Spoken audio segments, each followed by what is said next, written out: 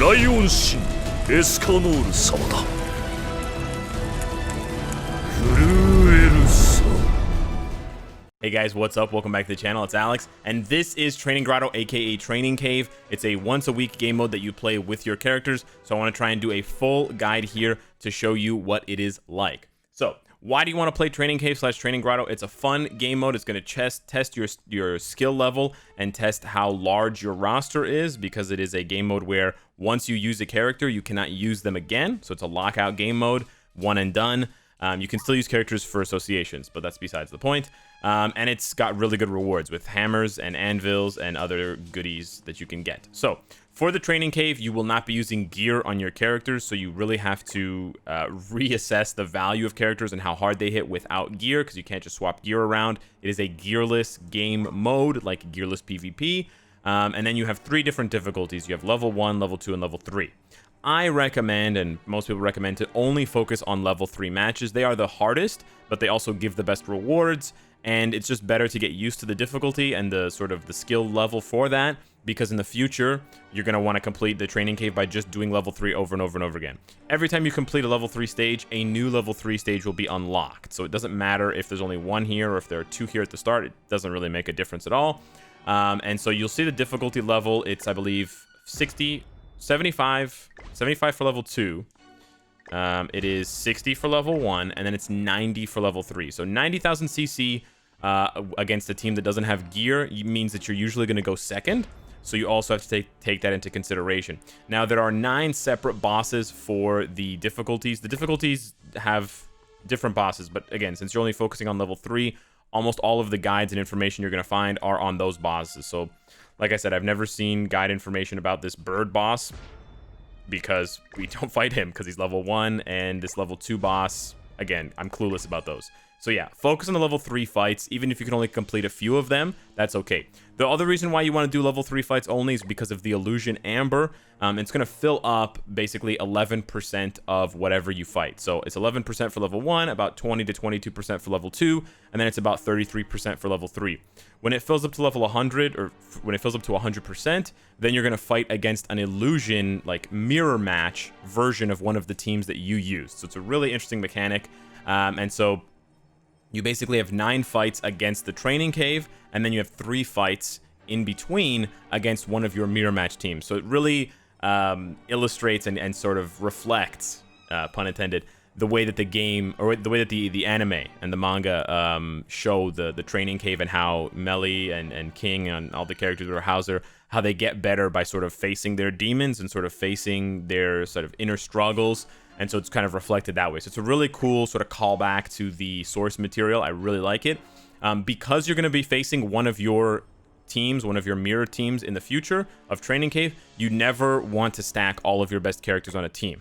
So even if you don't have a very large roster right now and you want to give Training Cave a try, it keeps my team from last week. Okay, cool. Anywho, even if you wanted to, even if you only have the roster to complete a couple of stages, you should never stack all of your characters, because, well, if you can only complete a couple stages, it doesn't matter. But if you can complete 4 or more stages, then you want to spread your characters out. So that's the name of the game, spreading your characters out, saving certain characters for certain matchups, although you don't actually know what the order of the bosses are. Last week, Bendy Hendy was not my first boss. He was like my 7th or 8th boss. This time around, he's my first boss. So it's kind of tough to save characters when you don't have a full roster, but I'll do my best to give you guys tips and different characters that you can use. So for the first fight here, he is blue, so you're going to want to bring green units. He can be sort of debuffed, petrified, frozen, you know, attack sealed, everything. He definitely can be. He can be stunned even. But generally, the easiest way and the most efficient way is to use this team here, or some variation of this team, because none of these characters you really need to use again. You could use Jillian somewhere else. You could use these characters somewhere else. You're not really going to use Melly anywhere else. And essentially what you want to do, you know what? If I could take Melly to 65, I could probably hit... I could probably hit 90k and go first. Do I want to do that, though? No, I don't. Okay, so anyways... yeah, so for this first fight against Hendrickson, we're going to go second here, and we're going to queue up. It's essentially the story mode. It's essentially the story mode fight. And so you're going to want to build up to a level 2 or a level 3 counter. And then you're going to want to use the full counter when he hits you, when you have low HP. And then you're going to want to just nuke him there. This Hendrickson, just like the story mode, he has high damage on his base attacks. and then he's got an AoE, and then he's also got pretty decent damage. Dark Nebula. He's got decent damage on his ult as well. The AI in Training Cave is always going to target your lowest HP character, so you can use that to your advantage if you need to really save these other characters. Like the ult gauge removal for Elaine is actually really important, and then of course the full counter is how you win. So those two things are crucial. But you know what? Okay, we're gonna do this here. Ruin is here to lower his damage with his debuff skill. You can debuff him. So like I said, if you don't have that many teams, if you know you're only gonna do a few fights in Training Cave, you could bring someone to petrify or someone to, you know, freeze, but you generally need those characters for other fights. I think Ruin might be dead. Yeah, okay, that's a bummer. But we are almost to a level 3 full counter. Let's see what we get here. Oh, we didn't get an extra card. Okay. Also, you may want to bring fewer characters to save them for other fights. But then keep in mind, if you bring fewer characters, you also decrease the skill round. Okay, let's do that. If you bring fewer characters, you get fewer cards. So we haven't done that much damage. I think he's going to attack Melee or Jillian next. I'm not actually sure. I think it might be Melee. Yeah, it's going to be Melee. Okay, so what we're going to do... We don't have a level 3 counter, which is what we wanted. Now, hopefully he doesn't do Nebula on us for the full counter. Hopefully he does... He's got bronze cards. Okay, so we're going to deplete him so that he doesn't ult, because ults can't be countered.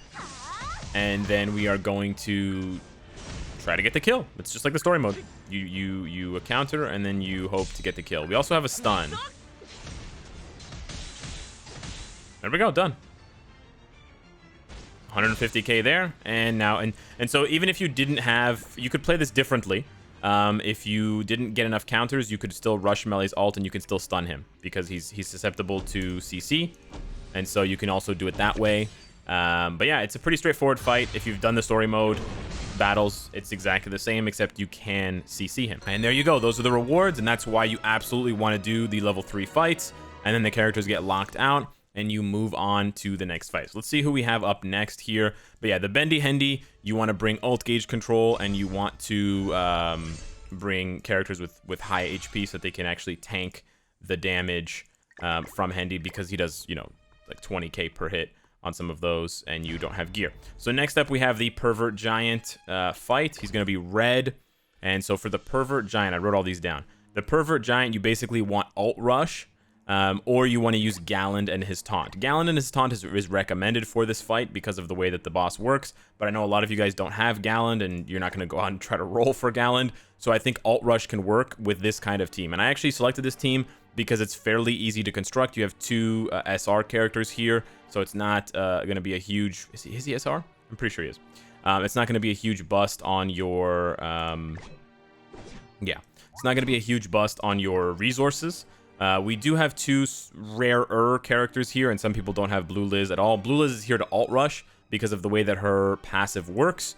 If you don't know, Blue Liz is hilarious. Blue Princess Liz, when she dies, she removes all allies, heals, and gives everyone 2 orbs. So she sort of has like Green Liz's ult as her passive. The only difference is if you bring Green Liz, she's going to get absolutely murderized by a red unit. So that's why we don't bring Green Princess Liz. For this one, you could also eat ult gauge food. I'm going to be eating HP food so that I can go first. But you have to also make sure, you have to check and make sure that she has the lowest HP. So you have to sort of build your units carefully if you're going to take advantage of this strategy. She has to have the lowest HP so that the AI targets her first. It's a pretty hilarious fight, as you'll see. And it works really well, and it's really, really cheap. But yeah, Sekapoko's guide and other guides will recommend Galland. Galland is really good for this fight because his Galland's game taunt will stop the giant from applying his debuffs. So I don't know what debuffs he has. He's got gigantic shoulders. But let me just double check here. I think maybe he doesn't have debuffs. But it makes him attack Galland, first of all. No, he doesn't have debuffs. Removes buffs, cancels buffs and stances. It's shatter. No, he doesn't have any debuffs. So the debuffs don't matter. But it forces him to attack Galland, which allows your other 2 characters to just do a bunch of damage. But anyways, it doesn't really matter here. There's other things you can do against the Pervert Giant. It's not the only strategy, of course, but this works really well. And it's pretty fun to use these characters that I would otherwise never use. So we want to set ourselves up. We want to use multiple Gil Thunder cards because we know we're going to get 2 orbs, right? So we don't want to go over 3 orbs for either Weinheit or Gil Thunder. And then, of course, for the Training Cave in specific, you want to build up their alts, right? Oh, we didn't get any Gil Thunder cards? Okay, did we attack seal? Yeah, okay, you can also attack seal him, which is another reason why Weinheit is so good for this fight. Because if you attack seal him, then that's not the attack seal skill. But anyways, if you attack seal him, then he skips his turn. So you can also attack seal this guy. I don't recommend bringing other attack seal units because you need them. You don't really need Weinheit for anything. So for any other contents in the Training Cave, I mean, you could use him for other attack seal content, but I think he works perfectly for this, and he has type advantage. So I think it's great. And his ult hits really hard. And the good thing about SR characters, even if you're free to play, it's not that difficult to build up their ult to level 6. So being able to letting her die, and then being able to ult with is his ult AoE? That's the only problem I think we might have. But being able to ult with Weinheit and oh, it is all enemies. Okay, this is gonna be interesting here. This is gonna be very interesting. Let's see what happens. Okay, let's try to get the attack seal again. But yeah, basically you let Liz die, and then you ult with Gil Thunder and Weinheit with a level 6 ult, and he dies. You can see he's almost dead now. We have attack seal. Let's see if we survive. Okay, yeah, easy peasy. We survived. Nice. Okay, and these are the level 60 units. So check this out.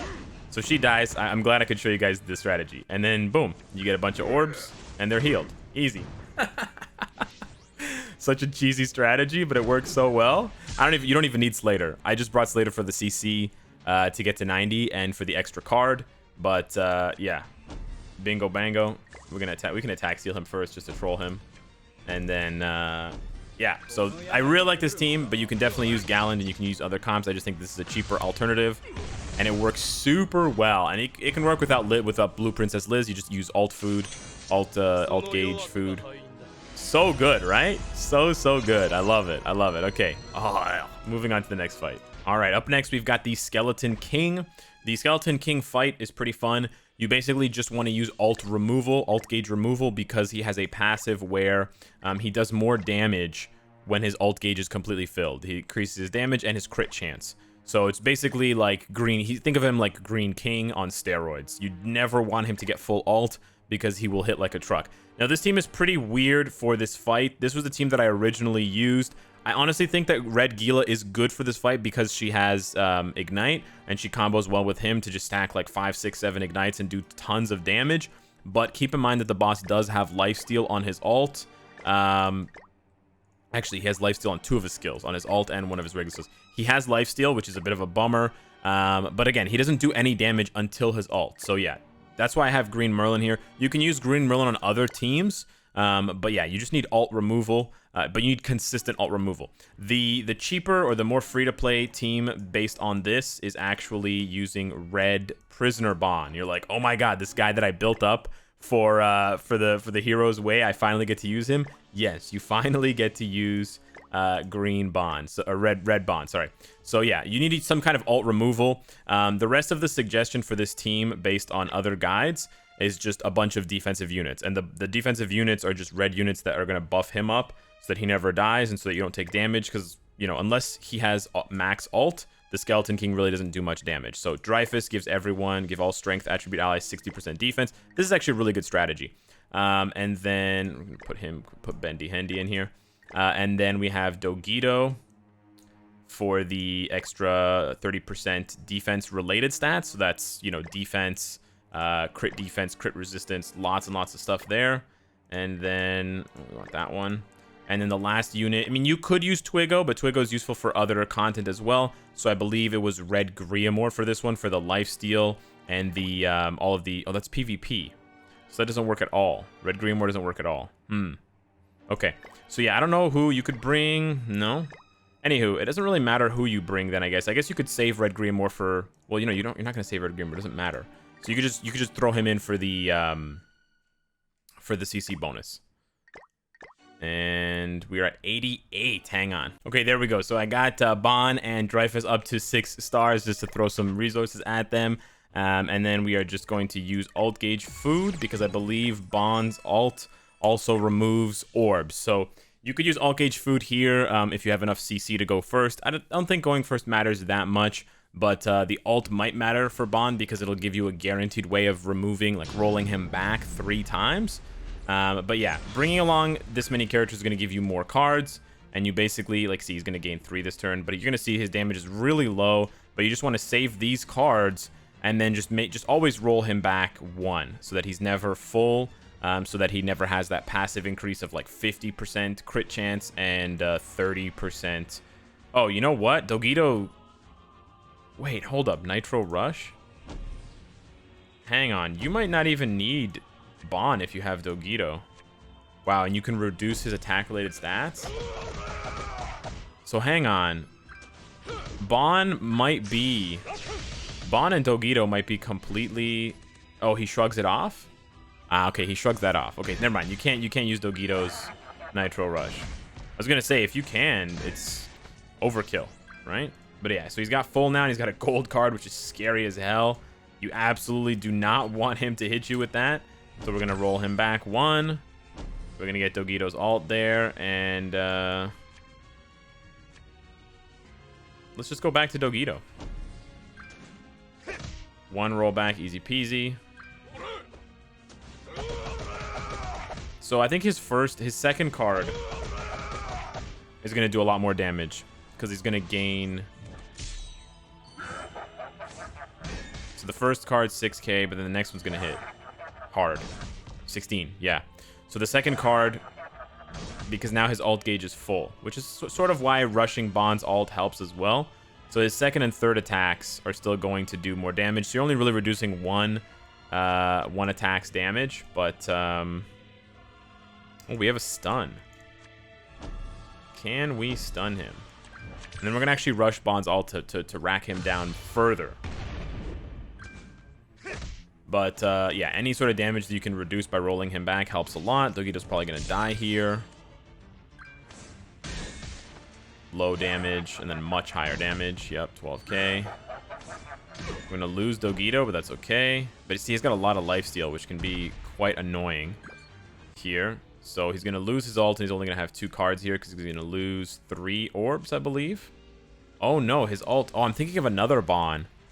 I think I'm thinking of blue Bond has ult removal on his. Uh-oh. Okay, well, all right. Well, it's still good enough.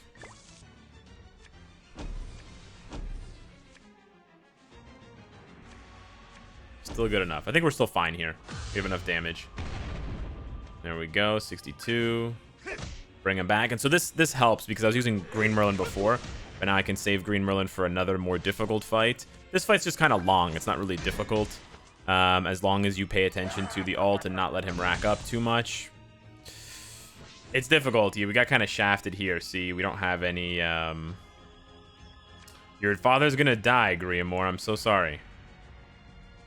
We don't have any damage cards here. And Dreyfus is dead. He's almost dead, but he's gonna lifesteal, which is kind of annoying. Cow talk. Man, he's like 1 tap, but he's gonna lifesteal a lot. And we can't use Milky Way Jailbreak. Yeah. This is a bummer. We might actually 9k. Yeah, okay, 3k. He lifesteals a lot. We're getting kind of shafted on these cards here. I think we're better off building up his ult than we are playing our Griamore card. And then the really good thing about a Bond, of course, is this here, where this is the other reason why he's really good. Now, how often are you going to get the level 3 that has the evasion? I don't know. I wouldn't count on that too much. Obviously, you can heal back the damage that he does, but he'll still get the lifesteal, right? So it's kind of a net neutral. But you could build the team so that Bond has the least amount of health, the least amount of base HP, so that he targets Bond, and then you could sort of mitigate. I could have maybe saved Dogito and and Dreyfus that way by doing that. So that's a really good team. Let's see who's next. Okay, so here we go. Now we have 100% Illusion Amber filled from the 3 matches that we just did. So now the next, nope. The next match that we fight is going to be a mirror match. That's why it's gold. So this is the mirror match, and we don't know who it is. It's not Demon Melly, but it's 85-5. So I think that's my first team that I used. Yeah, it is my first team. It was the only team I used that was not going first. Oh no, it's this team. It doesn't count the food that you use. Okay, so the way that it works for the mirror matches is it's going to choose one of the teams that you used. The reason why you want to use generally mono, red, blue, or green is because then in training caves, it makes it very easy to counter. So if I get my blue team, I counter with a mono green team, AoE green team. If I get a mono red team, I counter with an AoE blue team. And then if I get a mono green team that I used, I will counter with a red AoE team. So we're going to use a green AoE team here. Bon is really good for this, for the AoE. We're not going to use Gotha. It's kind of overkill here. Obviously, green Lizhawk is amazing for this as well. And again, these characters can be used for other stages, but pretty sure that it's fine to use these AoE units here. And then Valenti, you can use her in other content. It doesn't really matter. She's not that useful, I think, for other fights. Blue Demon Melly is like extremely excessive. But we could use Death Pierce. We could use like Fart King just to bump up our CC here. Let's see where we're at right now. We should be over. We're at 99. Yeah, wow. Our CC is crazy high. So you know what? We could just throw green Dreyfus in. It really doesn't matter. The Pierce rate's nice, and you could do some cheeky things with the Pierce rate for other teams. Actually, you know what? The Pierce rate's great for Lizhawk. It's great. So yeah, this team will be fine. It's pretty easy to counter yourself as long as you're bringing in mostly monocolored teams. Because gear is not a factor, type advantage becomes a much bigger part of the fight, because every 1,000, 2,000 damage adds up over these longer fights. So yeah, this is pretty straightforward. You just kill yourself. You murderize yourself. You want to save units that have AoE damage, so of different colors. So green Lizhawk, green Bon, red Hauser is obviously amazing. Blue Demon Melly for the blue one. I guess you could save blue Winehide as well, because you could attack seal yourself, attack seal your enemy team. But the AI usually doesn't play very well anywho. So actually, you know what? The only difficult thing here is that if I don't kill them all at the same time, I gotta kill her at the end. I gotta kill her at the end because I just realized she's gonna heal them. This is so funny. Okay, Gil Thunder's almost dead. Okay, Dreyfus, kill Gil Thunder. Dreyfus, kill Gil Thunder. Dreyfus, you've let me down. But yeah, that's pretty much the only problem with this team, is the possibility of that happening. That's pretty funny. She's gonna remove debuffs. Yeah, these matches are the easiest matches in my opinion. As long as you plan ahead and you don't waste those AoE units. But this is essentially over. Actually, you know what? We're gonna kill him, and then we're going to kill her. Or actually, because then when she heals, she has nothing to heal. Like, cause he's gonna be at full life anyways. And then we can actually just snatch. Yeah, this works. So there's a little bit of play that I have to sort of work around, but that's about it. So yeah, pretty straightforward fight. Let's move on to the next one. Woo! Really good rewards though.